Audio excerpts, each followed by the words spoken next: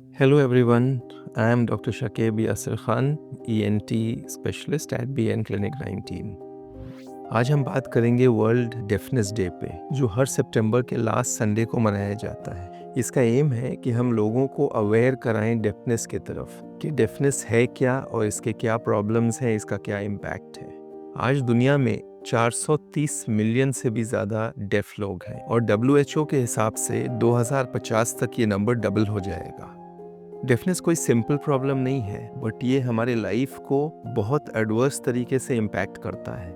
ये बच्चों के लिए उनकी लर्निंग एबिलिटीज़, बड़ों के लिए उनके जॉब और लोगों के लिए उन पे इमोशनल इम्पैक्ट, सभी चीज़ को असर करता है। इस वीडियो से हमारा पर्पज़ है कि आपको अवेयर कराएं डेफनेस की वजह और हम इसके लिए क्या कर सकते हैं। बेसिकली डेफनेस दो तरह की होती है। एक है कॉन्जेनिटल, जो बच्चा या तो अपने माँ के पेट से लेकर पैदा होता है, या प्रेगनेंसी या डिलीवरी के दौरान अगर कुछ प्रॉब्लम आ जाए, या बच्चे के पहले साल जब वो इन्फेंट होता है उस वक्त अगर कोई प्रॉब्लम हो जाए तो उसमें उससे उसकी डेफनेस हो सकती है। वो एक अलग ग्रुप ऑफ प्रॉब्लम्स हैं। दूसरा है अक्वायर्ड डेफनेस, यानी जो बचपन में नहीं थी लेकिन आगे चलकर हो गई। इसकी भी बहुत सारी वजह हैं। कान के इन्फेक्शंस, नाक के इन्फेक्शंस जो कान पे असर करते हैं, कान की नस का डैमेज होना, या तो किसी इन्फेक्शन, वायरल इन्फेक्शन के वजह से, या परसिस्टेंट और कंटिन्यूअस लाउड नॉइज एक्सपोजर के वजह से, या अगर हम हेडफोन्स या ईयरफोन्स बहुत यूज़ करते हैं तो उसके वजह से। कभी कभी कुछ दवाएं भी रिस्पॉन्सिबल होती हैं हमारे हियरिंग लॉस के लिए। अब इसका इम्पैक्ट क्या होता है? अगर बच्चों में, ख़ास तौर से इन्फेंट्स में हियरिंग लॉस है और अगर वो जल्दी वक्त पे डिटेक्ट नहीं होती है तो ये बच्चे की स्पीच को अफेक्ट करता है। अगर कुछ साल, 3-4 साल गुजर जाए और हम ये डिटेक्ट ना करें और ट्रीट ना करें तो बच्चे म्यूट हो जाते हैं, यानी वो कभी स्पीच डेवलप नहीं करते। इसलिए इतना इम्पॉर्टेंट है कि हम इसे जल्दी समझें, जल्दी पकड़ें, जल्दी डायग्नोस करें और जल्दी ट्रीट करें। अगर बच्चे इनिशियल ईयर्स नहीं, बाद में उन्हें हियरिंग लॉस होती है किसी भी वजह से, तो उनकी स्टडीज इम्पैक्ट होती हैं, वो स्कूल परफॉर्मेंस सफ़र करती है, उनके लैंग्वेज स्किल्स सफ़र करते हैं, उनका IQ सफ़र करता है अगर इसे सही वक्त पे ट्रीट ना किया गया। बड़ों में हियरिंग लॉस अगर हो तो उनकी जॉब अफेक्ट होती है, उनकी सोशल लाइफ अफेक्ट होती है, इम्पैक्ट होती है, वो सोशली डिस्कनेक्टेड हो सकते हैं। ये प्रॉब्लम ज़्यादा पाई जाती है जो एजड पॉपुलेशन है, जो मिडिल एज्ड हैं या बूढ़े लोग हैं। लोग समझते हैं कि वो क्वाइट हो गए हैं, लेकिन एक्चुअली उन्हें हियरिंग लॉस होती है तो वो सोसाइटी से अलूफ हो जाते हैं। जब वो सोसाइटी से अलूफ हो जाते हैं तो उनमें डिप्रेशन जैसे प्रॉब्लम्स आते हैं। वर्स कम, उनकी ब्रेन फंक्शंस भी सफ़र करती है, जिससे उन्हें डिमेंशिया भी हो सकता है।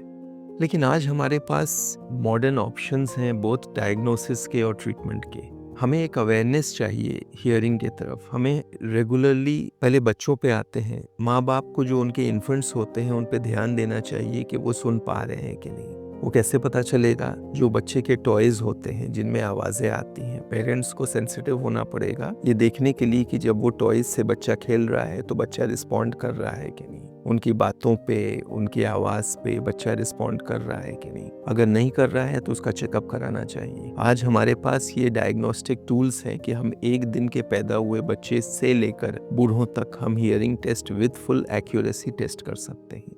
तो छोटे बच्चों को, न्यू बॉर्न्स को आजकल मैंडेटरी हो गया है कई कंट्रीज़ में एक हियरिंग टेस्ट करा लेना, क्योंकि अगर वो कॉन्जेनिटल हियरिंग लॉस से सफ़र करते हैं तो वो इमीडिएटली डिटेक्ट हो सकती है और उसका ट्रीटमेंट हो सकता है। जब हम बड़े होते हैं तो हमें हमेशा हर साल एक एनुअल हियरिंग चेकअप कराना चाहिए। सिंपल टेस्ट होते हैं जिससे हमें पता चल जाता है कि हम क्या नॉर्मली सुन रहे हैं या नहीं सुन रहे हैं। अगर नहीं सुन रहे हैं तो फिर उसकी वजह ढूंढी जाती है कि क्या रीज़न है और फिर अकॉर्डिंगली उसका ट्रीटमेंट किया जाता है।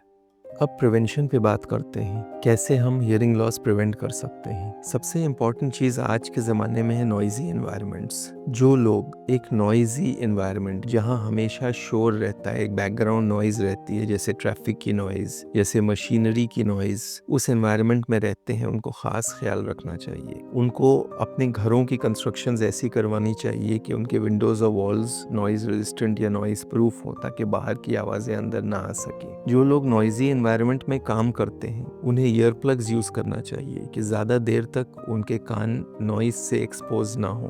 जो लोग कॉल सेंटर्स में काम करते हैं या जिनका ये काम है कि हमेशा हेडफोन्स या ईयरफोन्स से उन्हें बातें सुननी पड़ती है, उनको ख़ास ख्याल रखना चाहिए। रेगुलरली अपनी हियरिंग चेक करवाना चाहिए।